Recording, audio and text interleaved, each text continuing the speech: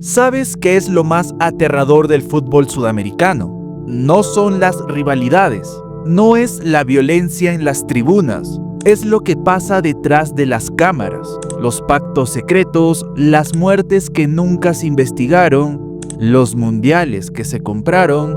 Es por eso que en los próximos minutos vamos a ver los niveles de misterio en este iceberg del fútbol sudamericano. Empecemos.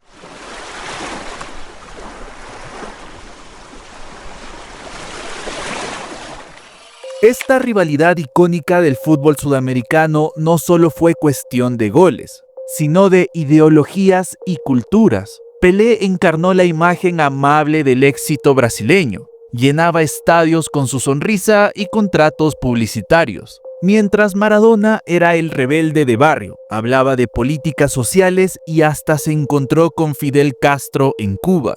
¿Recuerdas el premio FIFA Jugador del Siglo del año 2000? Maradona ganó en la votación popular, Pelé en la de los expertos. Al final, la FIFA tuvo que dar 2 trofeos. Imagínate que 2 héroes nacionales protagonizaran toda una pelea. Él debutó con un pibe, el negro.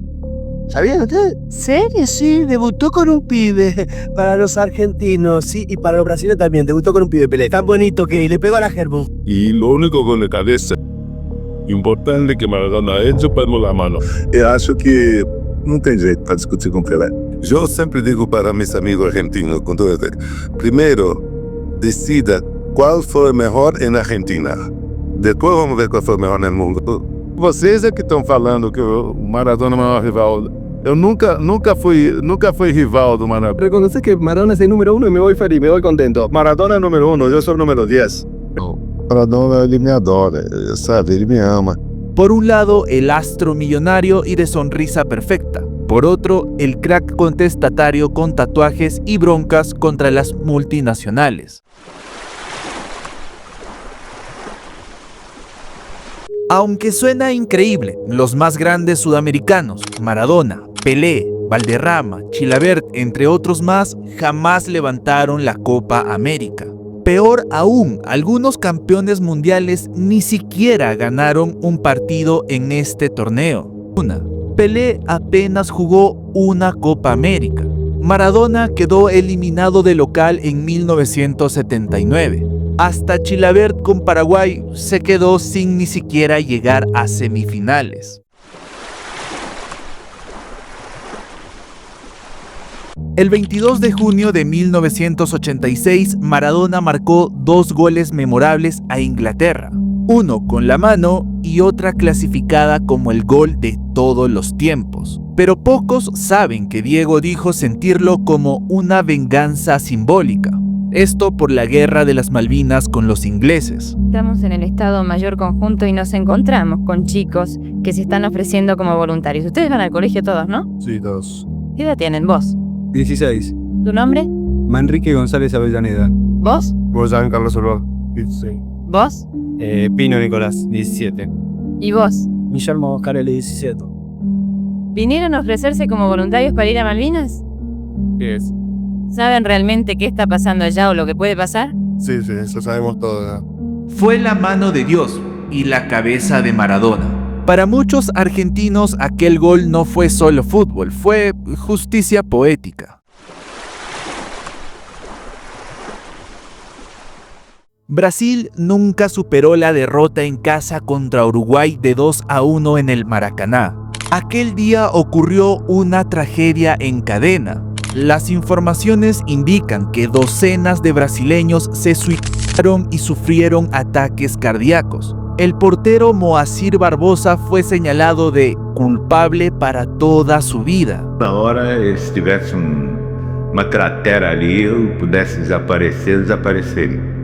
Aí o estádio veio abaixo, né? O estádio desmoronou em cima de mim, porque o público se silenciou. Não consegui dormir.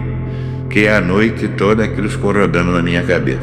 Fui acusado de culpado. Não adianta que disso em nada vai voltar as coisas que já aconteceram. En Brasil, la pena máxima para un asesino es 30 años. Yo llevo pagando 50 años por algo de lo que ni siquiera soy responsable. dijo Moacir Barbosa poco antes de morir. Estava na loja e essa senhora entrou para comprar uma lâmpada até. E eu fui atendê-la e ela chamou o garotinho, chamou do carro, o cara estava parado na porta da loja, chamou o garoto e disse: olha, meu filho, esse homem aí fez o Brasil chorar.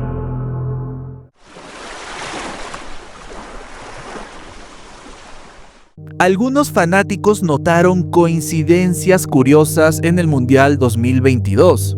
En el partido Argentina-Países Bajos en octavos de final, el árbitro español Antonio Lahoz sacó 18 tarjetas amarillas y curiosamente ninguna tarjeta roja. 2 días después, FIFA lo sacó del torneo. ¿Casualidad? Bueno, al final es una lástima, porque hemos compartido se portó muy mal. Hemos compartido más de 50 partidos y bueno, pues en el último tuvo que decir que no era un árbitro para ese partido y demás. Y eso es el poder del fútbol.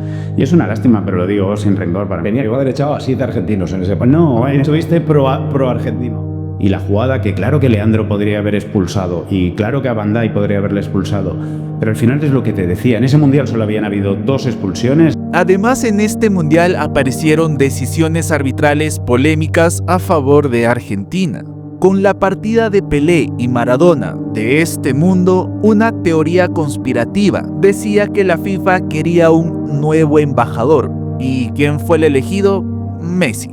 En lo particular, creo que esta teoría solo trata de desmerecer el título de 2022. Pero, ¿tú qué crees?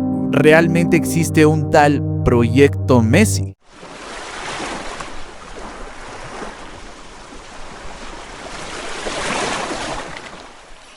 El famoso partido Chile versus Italia en el Mundial de 1962 fue un caos absoluto. Antes del encuentro, medios italianos despreciaron a todo el país de Chile. Chile es un basurero atrasado donde los teléfonos no funcionan, los taxis son tan raros como los maridos fieles. Otro periodista dijo: un país pequeño, orgullosamente miserable y atrasado. Se dice que estos comentarios enfurecieron tanto a los aficionados y a los jugadores que hubo narices rotas, policías tratando de detener golpes y una crónica dijo que no fue un partido, fue una batalla.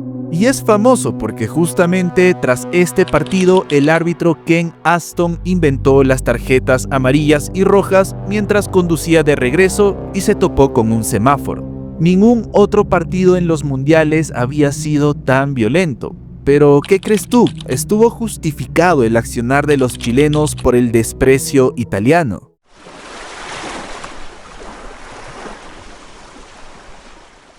Hay cracks que son ídolos, pero llegan casi al punto de ser desconocidos. Ejemplos: Enzo Francescoli, el príncipe del fútbol uruguayo, brilló en River Plate, pero pocos actualmente sabrán quién es. Zico, ídolo brasileño en los 80s, Figueroa, Cubillas, Asprilla, fueron genios en su época, pero en un fútbol actual son prácticamente fantasmas.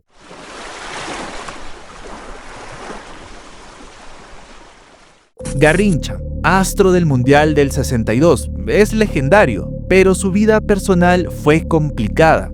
Es cierto que tuvo 14 hijos reconocidos con varias esposas, pero de lo que no se habla es que hay aproximadamente 30 hijos que no fueron reconocidos. Esto debido a que en los 60s, en pueblos brasileños, muchos padres sorprendidos por las habilidades de los jugadores de aquella época entregaban a sus hijas con la esperanza de que sus nietos salgan con las mismas habilidades.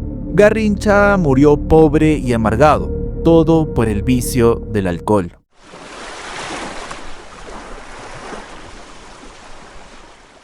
En Europa muchas veces el narrador se limita a comentar el partido, pero en Sudamérica los relatos se convierten en historias. Un ejemplo icónico, Víctor Hugo Morales, describiendo con pasión el gol de Maradona a Inglaterra en 1986. Ahí lo tiene Maradona, lo marcan dos, pisa la pelota Maradona, arranca por la derecha el genio del fútbol mundial, y es el tercer gol para Borruchaga siempre Maradona, genio, ¡gol!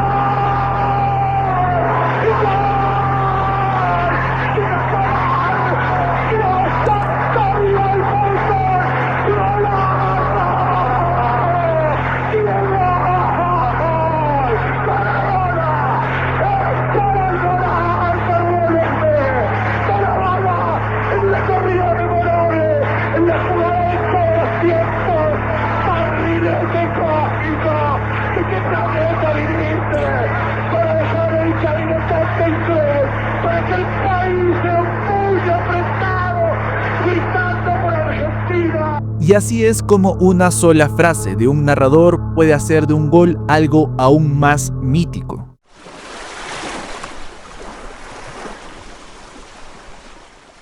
No es broma, la Bombonera en realidad se mueve. Ingenieros ya confirmaron que cuando los hinchas saltan y gritan, la estructura vibra casi hasta 10 centímetros. Es un fenómeno real, como lo dijo Riquelme. Es el único estadio que se mueve. Cuando la gente salta, la cancha vibra. Yo creo que como la cancha Boca no hay ninguna parte del mundo. Cuando se ponen a cantar, se ponen a saltar, la cancha no es mentira, se mueve por el momento, ¿no? Sin embargo, el terreno donde está construido es un terreno pantanoso. Y más allá de la pasión, esta estructura debería ser revisada pronto para evitar una catástrofe.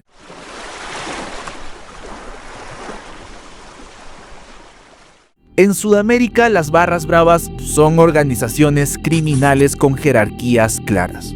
No solo gritan, controlan cobros de entradas, viajes, hasta extorsionan a dirigentes.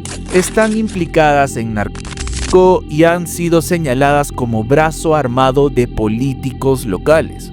En toda Sudamérica se les atribuye más de 350 muertes ocurridas en los últimos años. Son, en efecto, gobiernos paralelos en el fútbol.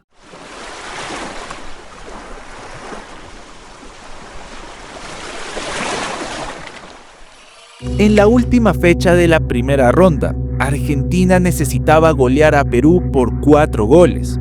Ganó 6-0 y luego ganó el Mundial. ¿Coincidencia? Días después se supo que Perú recibió ayuda económica y alimentos. La famosa entrega de toneladas de trigo del gobierno argentino, así también como préstamos millonarios. Lo del trigo es absolutamente cierto. Y estos documentos oficiales argentinos lo confirman. Algunos jugadores peruanos pasaron a jugar en Argentina tras este partido. ¿Por qué Rodolfo Manso, un defensa que fue clave la noche de la goleada, fue comprado por el club argentino Vélez Sarsfield pocos meses después de aquel desastre? ¿O fue parte del trato? Che peruano, mirá que hay $50.000 para ustedes si dejan que Argentina les gane por más de 4 goles. Incluso el dictador argentino Videla y el secretario de Estado estadounidense Henry Kissinger visitaron el vestuario peruano minutos antes. Antes del partido sucedió lo que no había sucedido nunca. Entró a saludarnos Videla con un grupo de personas. Dentro de ese grupo de personas estaba hasta Henry Kissinger. 2 futbolistas peruanos que estuvieron en la cancha aquel día, años después declararon que en efecto habían sido sobornados. Dime la verdad, le digo, ustedes jugaron dopados en el mundial, en este último mundial. Y su contestación fue así, ¿no? Como lo manifiesto, ¿no? Che, ¿qué querés? Tú sabes la guita que había. Esta declaración fue ratificada por el propio argentino campeón del mundo en 1978. Hay dinero y hay drogas. Por lo tanto, si hay dinero y droga, hay doping y el soborno, ¿sí? ¿Qué hubieras hecho tú en el lugar del equipo peruano? ¿Venderías tu honor o hubieras luchado hasta el final?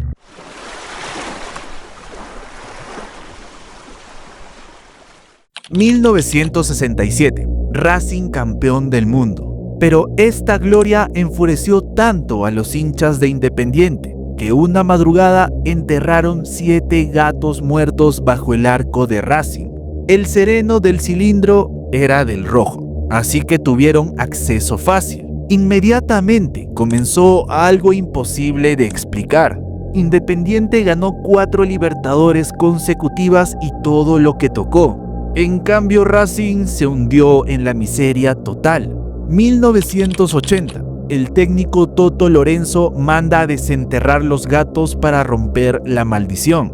Aparecen 6, solo 6. El séptimo había desaparecido. 1983. Racing desciende como local por única vez en su historia. 1998. Hasta trajeron un cura para exorcizar el estadio. Nada funcionó.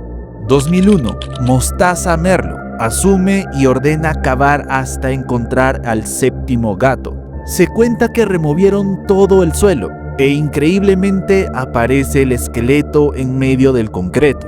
Diciembre de 2001, Racing campeón tras 35 años de sequía.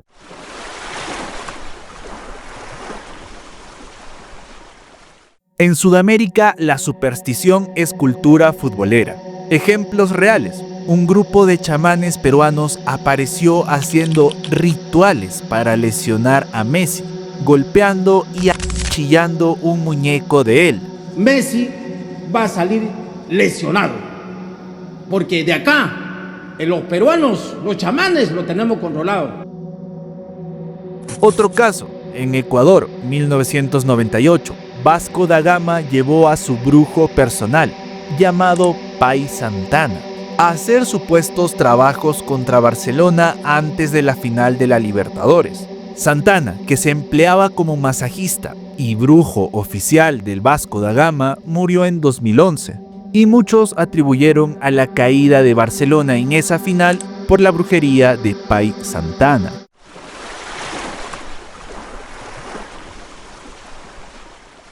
Tras el golpe militar en Chile, el Estadio Nacional de Santiago sirvió de campo de concentración. Miles fueron detenidos, torturados y asesinados allí. Al principio pensé que eran detenidos que estaban ahí, los tenían, pero después nos dimos cuenta. O sea, yo me di cuenta que eran personas que estaban muertas.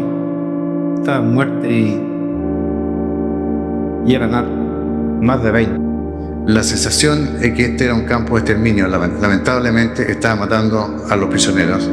Dado el hecho que yo tuve que sacar 2 personas, no sé quiénes fueron, no sé por qué lo habían fusilado, y tampoco sé la cantidad de gente que otras personas tuvieron que sacar desde acá. No se sabe eso. No sabemos los nombres y yo creo que tampoco es muy probable que nunca se sepa quiénes fueron. Tan solo 2 meses después, Chile debía jugar un repechaje mundial contra la Unión Soviética. Aquella selección soviética, informada de estas atrocidades, y ver que el césped de sangre estaba siendo tapado con cal, pidió que se cambiara la sede. FIFA lo rechazó y los soviéticos se negaron a jugar, dando a Chile el pase a Alemania 74. El equipo chileno hizo el saque inicial en la cancha vacía, lo llamaron el partido fantasma.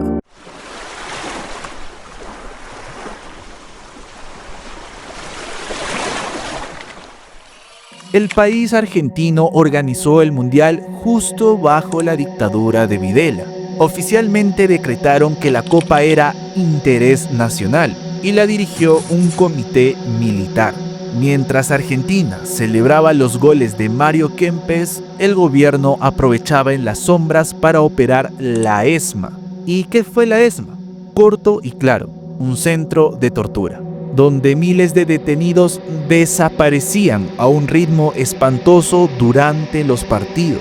El 24 de marzo fue el genocidio más grande y sangriento que se conoce en la Argentina. La apropiación de bebés fue el máximo para marcar un corolario de los milicos hasta dónde querían llegar. A pocos metros del estadio, personas que pensaban distinto eran secuestradas y asesinadas. FIFA hizo la vista gorda ante esto.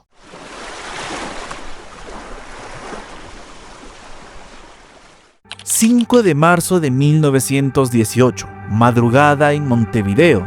Un perro lleva a su dueño hasta el círculo central del estadio del Club Uruguayo Nacional.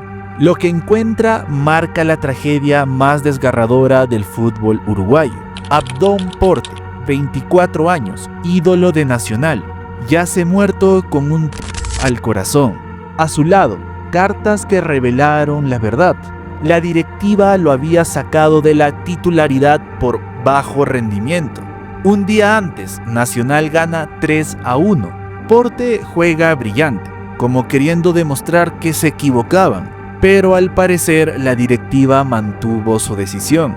Celebraron esta victoria hasta la 1 de la madrugada. Se despidió, tomó un tranvía al estadio, camina y se monta en el centro de la cancha. Su boda era solo días después.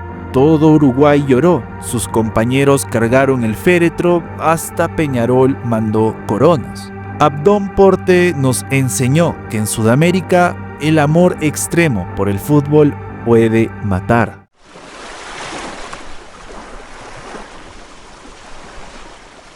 El defensor Andrés Escobar, héroe de Nacional de Medellín, fue asesinado el 2 de julio de 1994. El motivo: marcó un autogol. Este autogol lo marcó en la derrota de 2-1 contra Estados Unidos y se ganó la ira de todo un país. Cuando regresó a Colombia, un sicario lo sorprendió fuera de un club nocturno y le disparó 6 veces. Este crimen estremeció al continente. Escobar había sido figura de su selección y aspiraba a jugar en Europa. Su muerte es un triste símbolo de cómo la violencia de todo un país penetró al fútbol de Sudamérica.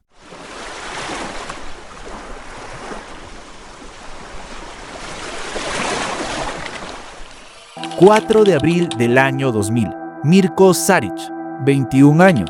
promesa de San Lorenzo deseada por el Real Madrid. Nace una nueva estrella en el fútbol argentino. Se ahorcó con sus propias sábanas. Semanas antes había tocado la puerta de su técnico Oscar Ruggeri. Estoy en la habitación solo, mirando la televisión, me golpea la puerta y era él. Pasa. Se sentó en la cama ahí conmigo, teníamos una relación así con los pibes, ¿no? Sentó en la cama y le digo, ¿qué te pasa? Se me sienta y me mira y me dice, no, te quiero decir que no le encuentro sentido a la vida. Te descoloca. Yo esperaba una pregunta de fútbol. Me salió con una pregunta de la vida, importante.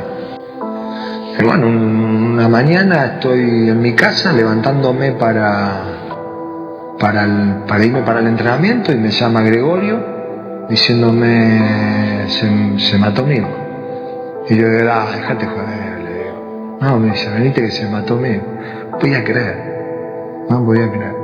3 golpes que lo hundieron para siempre. Primero, el Real Madrid ofreció 10 millones, pero el pase se cayó. Segundo, se rompió los ligamentos en un partido contra River. Y tercero, conoció a una chica, iba a ser padre, pero la prueba de ADN dio negativo. Sus compañeros le habían regalado cosas para el bebé que esperaba. ¿Cómo explicarles ahora que no era suyo? Su madre, Ivana, lo encontró sin vida en su habitación, pero el más polémico fue Maradona, que pronunció: el que se suicida es un cagón. Pero su hermano Martín lo entendió mejor. Tu gran preocupación fue siempre no entender que existía gente mala.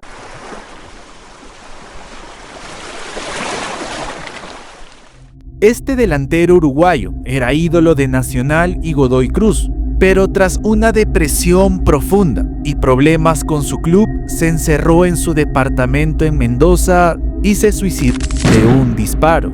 Horas antes le había dicho a su madre: voy a volver a mi casa. Su sueño era volver a Nacional, pero las tensiones con el presidente de Godoy Cruz lo hundieron. Y este señor, que no se cansó de despreciarlo, de manosearlo y de humillarlo, nunca me contestó. Mi hijo se murió por un negocio, se murió porque hay gente que vive para hacer dinero con las habilidades de otras personas. Mi madre tiene 87 años y hoy no cremé a mi hijo para llevarle el cuerpo de mi hijo, para que ella se pueda despedir. Su muerte conmocionó a toda Argentina. Fue el inicio de una oleada de suicidios futbolísticos en un año. Murieron William Martínez, Emiliano Cabrera y Maximiliano Castro. El Morro expuso un problema grave: la salud mental en el fútbol. Anoche se suicidó otro futbolista en Uruguay y este año ya son 3 los casos de futbolistas. Perdí al Morro García, que era mi hermano, en enero. Después, la semana pasada, le pasó a William Martínez y anoche le tocó a Emiliano. Tenemos que hablar.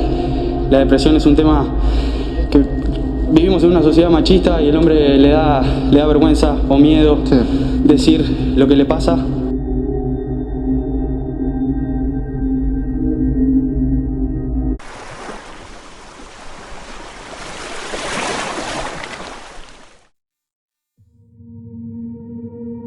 Las 10:15 de la noche. En un patio interior de esta comisaría están alineados y numerados los 35 cadáveres que se encuentran aquí dentro. Aproximadamente unas 2.000 personas han venido a reconocer a las víctimas y están haciendo una doble fila. Nosotros seguimos registrando la magnitud, la increíble magnitud de este drama. Uno de los peores desastres en la historia del fútbol sudamericano ocurrió en River Plate, exactamente en junio del 68. Los hinchas intentaban reingresar al estadio por la puerta 12 que estaba cerrada con llave. Trágicamente, la estampida aplastó a más de 70 personas. Los cuerpos caían en cascada, los hinchas atrapados gritaban auxilio sin éxito. Las autoridades tardaron en actuar. Los responsables jamás fueron juzgados. Las puertas de las tribunas las manejaba exclusivamente los inspectores de lo que entonces era la Municipalidad de la Ciudad de Buenos Aires. Y parece que el partido había sido tan importante que uno se olvidó, todos se olvidaron de abrir la puerta. Pero de la puerta 12 no se habla, nadie habla. Nadie habla. La realidad es que está la puerta cerrada. Lo que pasa es que después la dirigencia de River, el presidente de River se llamaba Julián Kent, lo negó. Pero la realidad fue esta. Un empleado de River, cometió el error de cerrar la puerta y se murieron 71 personas. Y murieron todos murieron sin tener un rasguño ninguno, todos por asfixia.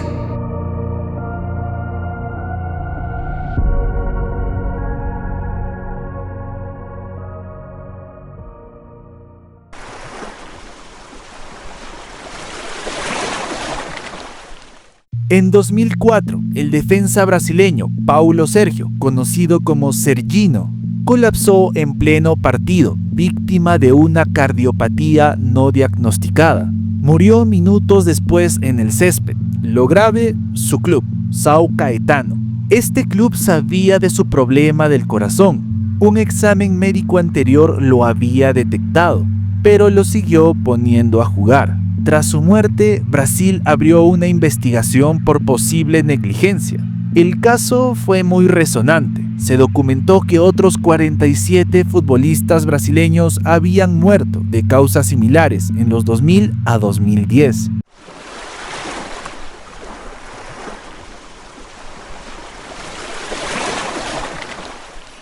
Sabemos que hay miles de teorías acerca de cómo se creó el fútbol. La más acertada es que los ingleses la crearon, pero otras teorías dicen que fueron logias, con el único objetivo de hacer un negocio que los beneficiara. Otros dicen que fueron sectas secretas para que se pudiera canalizar energías, entre muchas otras teorías. Pero para el famoso periodista chileno Bombalet, el fútbol fue creado por los masones hace más de 500 años, y exactamente fue en Paraguay.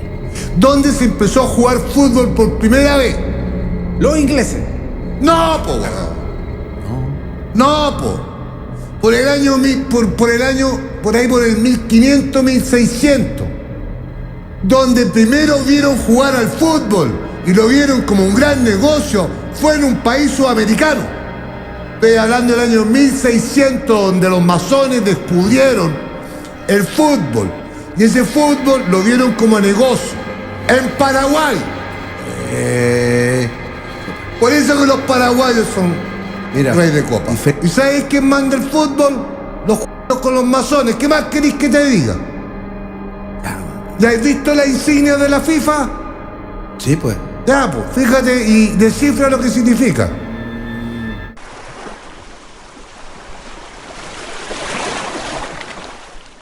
Según muchos testimonios, el mítico estadio de Boca Juniors alberga espíritus. Se dice que un viejo hincha con camisa blanca fue visto vagando entre las butacas, apareciendo de madrugada cuando se terminan los partidos. Exactamente fue visto en el sector L del estadio, y se cree que son almas de hinchas fallecidos, los cuales su último deseo fueron que sus cenizas descansaran ahí.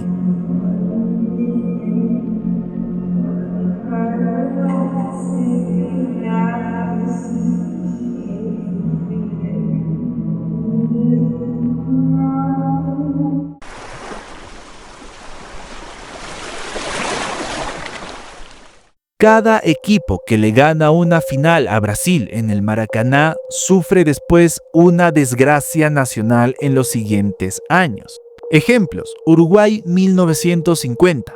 Padecieron crisis económicas devastadoras y jamás volvieron a ganar una Copa del Mundo. Alemania 2014. Atraviesan crisis migratorias y una crisis futbolística bastante importante. Y el último país en ganar en este recinto fue Argentina. Y con esto veremos en los próximos años si se queda en un mito o en una constante. Gracias por llegar a esta parte. Si deseas un tema para un próximo iceberg, deja tu opinión en los comentarios. Hasta la próxima.